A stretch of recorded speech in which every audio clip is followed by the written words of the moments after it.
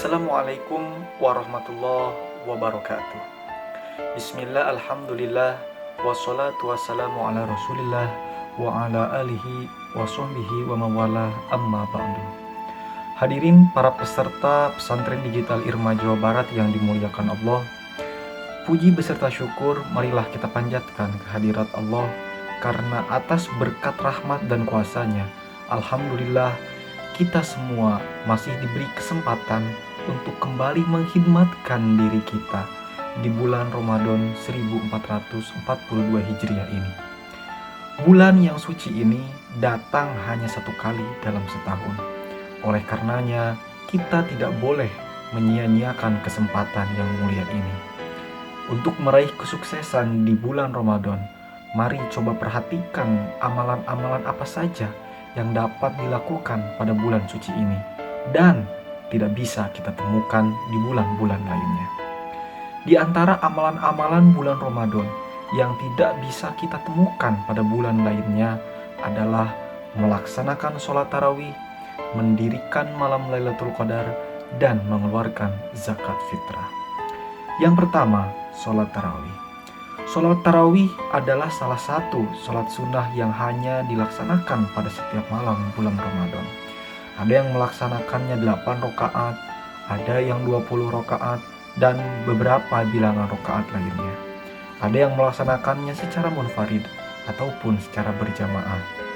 Sholawat tarawih memiliki keutamaan tersendiri, sebagaimana sabda Nabi Muhammad SAW dari Abu Hurairah radhiyallahu anhu, "Man qoma Ramadhana imanan wahtisaban, ghufira lahu ma taqaddama min dhanbi."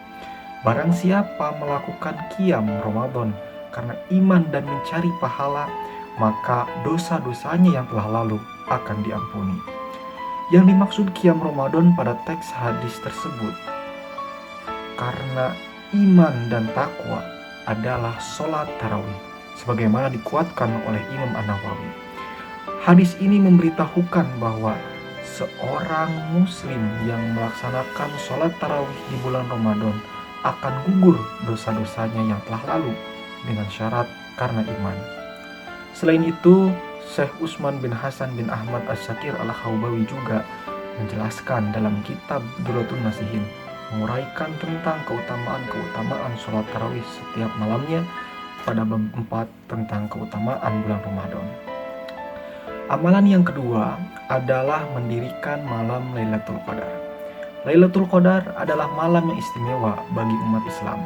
Asalnya, menurut banyak ulama, Lailatul Qadar adalah malam ketika Allah Subhanahu wa Ta'ala pertama kali menurunkan wahyu berupa ayat-ayat Al-Quran kepada Nabi Muhammad melalui perantara malaikat Jibril.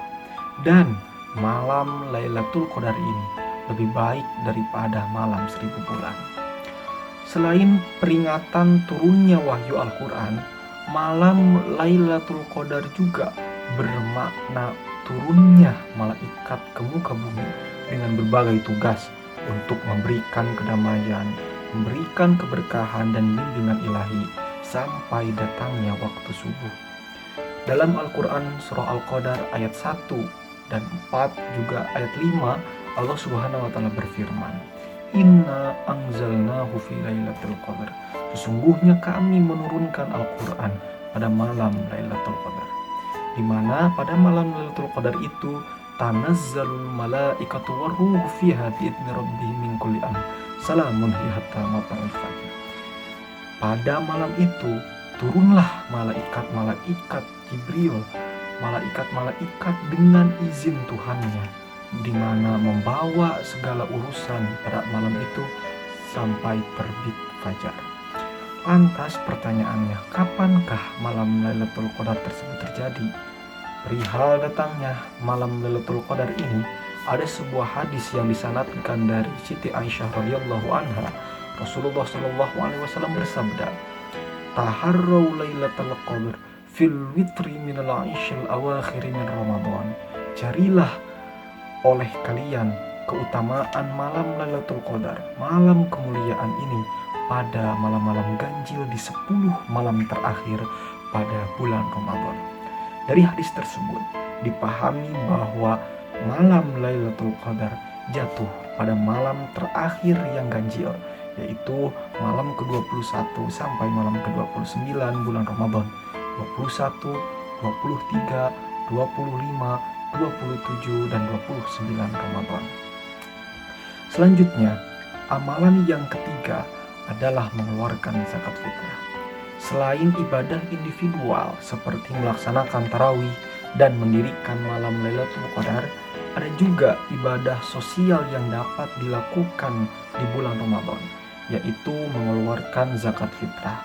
Ibadah ini disebut sebagai ibadah sosial karena dapat dimaknai sebagai bentuk kepedulian terhadap orang yang kurang mampu, berbagi rezeki, menyambut kebahagiaan datangnya hari raya kemenangan Idul Fitri agar dapat dirasakan oleh seluruh umat Islam, termasuk masyarakat kurang mampu yang dalam kondisi kekurangan. Dinamakan zakat karena di dalamnya terkandung harapan untuk memperoleh berkah, membersihkan jiwa dan memupuknya dengan berbagai kebaikan.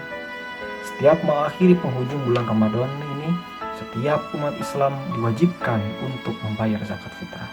Hal ini sebagaimana hadis dari Ibnu Abbas radhiyallahu anha, faradha Rasulullah sallallahu alaihi wasallam zakatal fitri tuhratan lis-shaim minal lagwi war-rafath wa tu'matan lil masakin man addaha qabla shalah fahiya zakatun maqbulatun wa man addaha ba'da shalah fahiya shadaqatun minas shadaqat. Rasulullah Shallallahu Alaihi Wasallam telah mewajibkan zakat fitri untuk menyucikan orang yang berpuasa dari perkara sia-sia dan perkataan keji, dan sebagai makanan bagi orang-orang yang miskin. Barang siapa yang menunaikan zakat fitrah ini sebelum sholat id, maka itu adalah zakat yang diterima. Tapi barang siapa yang menunaikannya setelah sholat id, maka itu suatu sodakoh dari beberapa sodakoh. Dengan demikian, zakat fitrah adalah zakat yang diwajibkan atas setiap jiwa seorang muslim yang dilakukan pada bulan Ramadan sebelum melaksanakan sholat id. Lantas berapa banyakkah yang harus dikeluarkan untuk berzakat fitrah? Dalam hadis Rasulullah Shallallahu Alaihi Wasallam pernah berkata, farada Rasulullah Shallallahu Alaihi Wasallam zakat al-fitri so'an min tamrin au so'an min syair. Dari Ibnu Umar berkata bahwa Rasulullah Shallallahu Alaihi Wasallam mewajibkan zakat fitri dengan satu sok kurma atau satu sok gandum. Jadi besar zakat fitrah yang harus dikeluarkan oleh setiap jiwa yaitu satu sok. Dan satu sok ini nilainya sama dengan sekitar 2,5 kg beras, gandum, kurma, sagu, dan makanan pokok lainnya, atau 3,5 liter beras yang disesuaikan dengan konsumsi per individu dalam kehidupan sehari-hari. Hadirin para peserta pesantren digital Irma Jawa Barat yang dimuliakan Allah, kami coba simpulkan bahwa untuk meraih kesuksesan di bulan Ramadan ini, mari kita gunakan sebaik mungkin waktu untuk beribadah, baik ibadah individual maupun ibadah sosial. Mari kita laksanakan sholat tarawih, mari mendirikan malam Lailatul Qadar, dan mari bersama-sama mengeluarkan zakat fitrah untuk kesucian diri dan menolong sesama. Tentu kami ingatkan pula dalam melaksanakan hal tersebut, baik pelaksanaan di rumah masing-masing, di masjid, atau di tempat umum, mari perhatikan protokol kesehatan COVID-19 tentang pelaksanaan ibadah di tempat umum yang telah ditetapkan oleh pemerintah. Semoga kita semua dapat meraih kesuksesan dan keberkahan dari bulan Ramadan. Syukron wa dumtum fil khairi wal barakati wan najah. Wassalamualaikum warahmatullahi wabarakatuh.